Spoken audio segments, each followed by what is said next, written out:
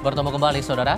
Tidak hadiri pemeriksaan penyidik Polda Metro Jaya hari ini, Kapolda Metro Jaya Irjen Karyoto menyiapkan surat perintah membawa Ketua Nonaktif KPK yang juga tersangka pemerasan mantan Mentan Syahrul Yassin Limpo, Firly Bahuri. Hal itu akan dilakukan Kapolda Metro Jaya jika pada pemanggilan selanjutnya Firly kembali tidak hadir. Tak main-main, bahkan Polda Metro Jaya akan mengeluarkan surat penangkapan Firly.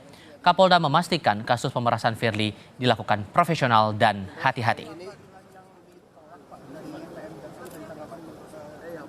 Kita lampirkan layankan kembali panggilan kedua berikut, sudah disiapkan surat perintah membawa.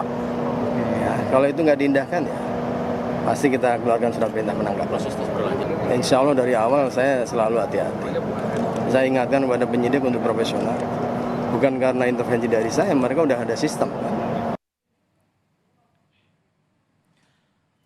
Di sisi lain, pengacara Firly Bahuri, Ian Iskandar, melalui sambungan telepon kepada Kompas TV menyebut alasan tidak hadirnya Firly dalam pemeriksaan. Ian bilang Firly tidak hadir karena ada urusan yang sangat penting, salah satunya menghadiri pemeriksaan di Dewan Pengawas KPK. Ian menambahkan sebelumnya pihaknya telah memberikan surat permohonan penundaan pemeriksaan ke penyidik Polda Metro Jaya. Hari ini kan karena ada kegiatan yang sangat urgent yang waktunya bersamaan, jadi beliau tidak bisa hadir. Kami kemarin sudah menyampaikan surat permohonan penundaan pemeriksaan langsung ke penyidik Polda. Itu aja penjelasannya, Mbak. Permohonan penundaannya sudah kami sampaikan langsung ke penyidik Polda, sudah diterima oleh penyidik Polda dan bisa memaklumi. Kemudian hari ini banyak kegiatan beliau gitu ya. Salah satunya mungkin menghadiri pemeriksaan di Dewas. Di sisi lain, Saudara, Dewan Pengawas Komisi Pemberantasan Korupsi melanjutkan proses sidang etik dalam kasus yang menjerat Ketua Nonaktif KPK Firly Bahuri.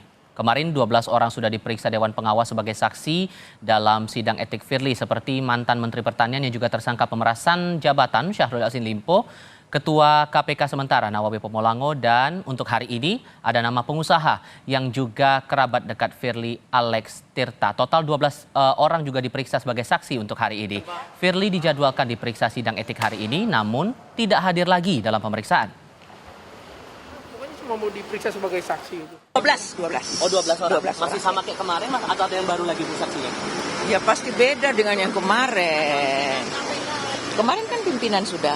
Keempatnya udah hadir semua ya? Semua sudah hadir. Kalau hari ini internal semua atau ada pihak eksternal lagi? Hari ini ada internal, ada eksternal. Ya. Dan terkonfirmasi semua bakal hadir dalam pemeriksaan? Sampai kemarin itu terkonfirmasi hadir. Saya belum ada konfirmasi kalau akan hadir hari ini atau tidak, saya belum ada konfirmasi. Tidak hadir lagi itu sidang tetap jalan. Sidang tetap jalan seperti biasa ya. Iya, lagi Ketua Nonaktif KPK Firly Bahuri mangkir dalam pemeriksaan sebagai tersangka dalam kasus dugaan pemerasan di Barreskrim Polri hari ini. Kapolda Metro Jaya bahkan sudah menyiapkan surat perintah membawa Ketua Nonaktif KPK itu. Apakah ada upaya paksa untuk menahan Firly? Kita akan diskusikan bersama dengan narasumber kami. Sudah terhubung saat ini anggota Komisi Kepolisian Nasional atau Kompolnas Bekto Suprapto. Pak Bekto, selamat sore Pak. Selamat sore, Terima kasih. dikoreksi, saya bukan anggota Kompolnas, saya mantan anggota Kompolnas. Oke, mantan anggota Kompolnas. Terima kasih sebelumnya sudah mau bergabung bersama kami Pak Bekto. Sampai Kapolda melayangkan pernyataan, menyiapkan surat perintah membawa Firly. Ini sudah dalam bentuk polisi akan melakukan upaya paksa untuk menahan Firly atau gimana Pak? Saya menyikapinya tidak seperti itu, karena yang disampaikan Kapolda Metro Jaya adalah aturan yang ada di KUHP.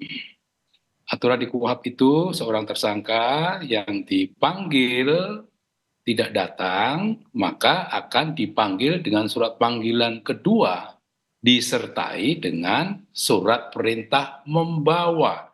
Jadi ini aturan KUHP, bukan maunya penyidik, bukan maunya Pak Kapolda Metro Jaya, atau bukan maunya siapapun, tapi KUHP yang mengatur masalah itu.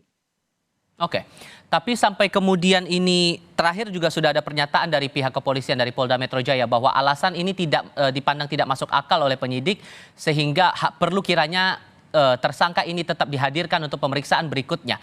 Anda merasa bahwa ini ada upaya untuk menghambat proses penyidikan atau ada hal lain sebetulnya? Tidak bisa serta-merta seperti itu. Saya menganggap Pak Firly Bahuri itu purnawirawan polisi, Jenderal Bintang 3, sangat paham tentang aturan KUHAP. Ya, kita tidak tahu apa yang terjadi sehingga Pak Firly itu mangkir atau tidak bisa hadir. Kalau tidak bisa hadirnya itu punya alasan yang tepat, ya tidak masalah, penyidik perlu memerintahkan hal tersebut. Kita tidak tahu, sama-sama tidak tahu. Oke. Tapi di sisi lainnya juga ada kekhawatiran dari beberapa pihak, terutama dari akademisi hukum, pengamat hukum, bahwa kalau kemudian Firly ini tidak ditahan akan ada kemungkinan menghilangkan bukti, kemudian ada tindakan berulang dan lain-lain begitu. Anda melihatnya bagaimana kemudian peluangnya ini? Itu adalah alasan subjektif dari penyidik untuk menahan atau tidak menahan tersangka. Alasan subjektif itu juga diatur di dalam KUHAP, yaitu satu, khawatir tersangka melarikan diri, yang kedua, khawatir tersangka merusak atau menghilangkan barang bukti, dan yang ketiga, khawatir tersangka akan mengulangi tindak pidananya. Jadi bukan karena tekanan, bukan karena maunya siapa, aturan hukum yang berlaku di Indonesia mengatur demikian. Oke. Tapi sudah ratusan saksi diperiksa, tampaknya masih belum yakin dari penyidik ini untuk bisa melakukan penahanan atau mengambil tindak lanjut lain setelah menetapkan Firly sebagai tersangka. Sementara kasusnya Syahrul Yassin Limpo sendiri sudah berlangsung cepat, bahkan sudah ditahan begitu, Pak. Gimana tuh? Baik, saya jawab ya pertanyaan ini seolah-olah penyidik itu harus menahan tersangka. Saya sampaikan bahwa tidak ada aturan satupun di Indonesia yang mengatur bahwa tersangka itu harus ditahan. Yang ada adalah tersangka dapat ditahan. Tentu beda antara harus ditahan dengan tersangka dapat ditahan. Pertimbangan subjektif tadi itu yang menjadi pertimbangan, saya tidak tahu. Tapi saya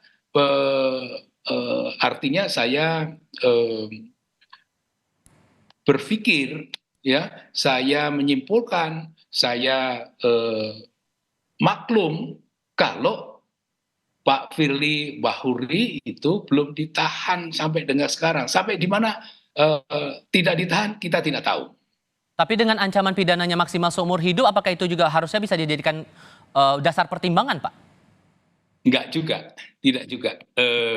Undang-undang tidak mengatur ini ancaman hukumannya begini, makanya harus ditahan. Tidak ada. Ya, sekali lagi tidak ada keharusan penyidik itu untuk menahan tersangka, tetapi dapat ditahan.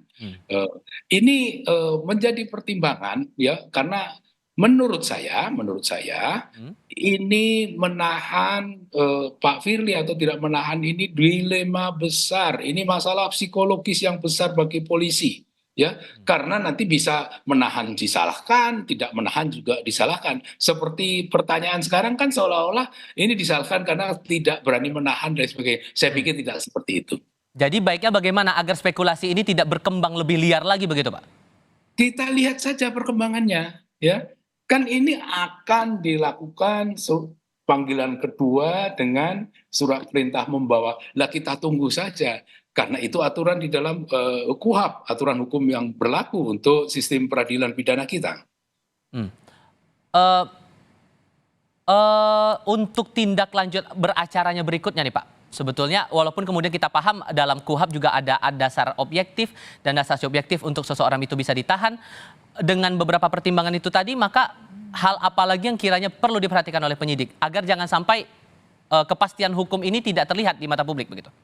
Yang pertama, sekarang ini kondisinya, ya, tuntutan profesionalitas penyidikan sangat tinggi, khususnya para tim penyidik yang sedang menyidik Pak Firly Bahuri, ya. Karena ilmunya penyidik ini juga dimiliki oleh Pak Firly Bahuri. Pak Firly Bahuri itu juga penyidik yang hebat sehingga menjadi ketua KPK meskipun sekarang diberhentikan sementara.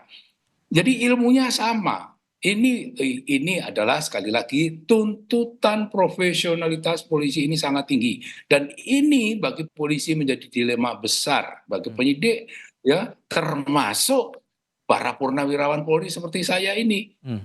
Karena juga tidak tahu fakta-fakta yang dimiliki, alasan Pak Firly dan sebagainya untuk tidak hadir dan sebagainya tidak tahu. Jadi kita tunggu saja. Ini kan surat perintah membawa Pak Kapolda sudah sampaikan akan segera dikirimkan disertai dengan surat perintah membawa. Kita tunggu saja. Oke, tapi Anda tadi sempat menyinggung juga masalah psikologis itu tadi. Masih mungkin nggak kemudian sampai sekarang itu tidak ditahan karena penyidik ini grogi menangani kasus Firly yang mana dia bintang 3 juga posisinya. Ya, hal itu memungkinkan terjadi atau tidak sih Pak sebetulnya? Semuanya mungkin terjadi.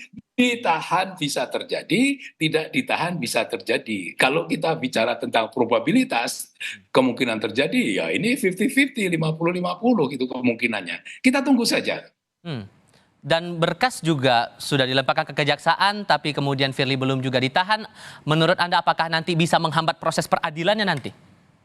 Tidak sama sekali. Ya, Polri ini sudah tua, Polri itu sudah banyak mengalami perkara-perkara besar dan nanti akan berjalan sesuai waktunya. Kan ini kan juga proses penyidikan nanti dilanjutkan dengan penuntutan. Kita menunggu berkas perkara yang sedang diperiksa oleh jaksa penuntut umum ini sudah memenuhi syarat atau tidak. Nanti kalau memenuhi syarat akan diberikan surat pemberitahuan bahwa penyidikan sudah lengkap. Kalau dinilai belum lengkap, nanti akan dikembalikan disertai dengan penjelasan kurang ini, kurang itu, sebaiknya penyidik melakukan ini, itu dan sebagainya. Kita sabar saja untuk menunggu, ini sedang berproses. Oke, tapi kemudian sudah ada janji bahwa dari pihak Polda Metro Jaya akan melayangkan panggilan berikutnya. Kalau kemudian terpenuhi, apakah Firly patut untuk langsung ditahan atau gimana Pak? Bolak-balik itu lagi. Tidak ada keharusan untuk menahan, tapi dapat ditahan. Ya, ini harus diketahui dengan pasti. Beda antara harus ditahan dengan dapat ditahan. Ini berbeda sama sekali. Oke, karena peluang itu juga sudah tertuang dalam Kitab Undang-Undang Hukum Acara Pidana. Pak Bekto, terima kasih banyak sudah mau berbagi perspektif bersama kami kali ini. Sehat selalu untuk Anda Pak, selamat sore.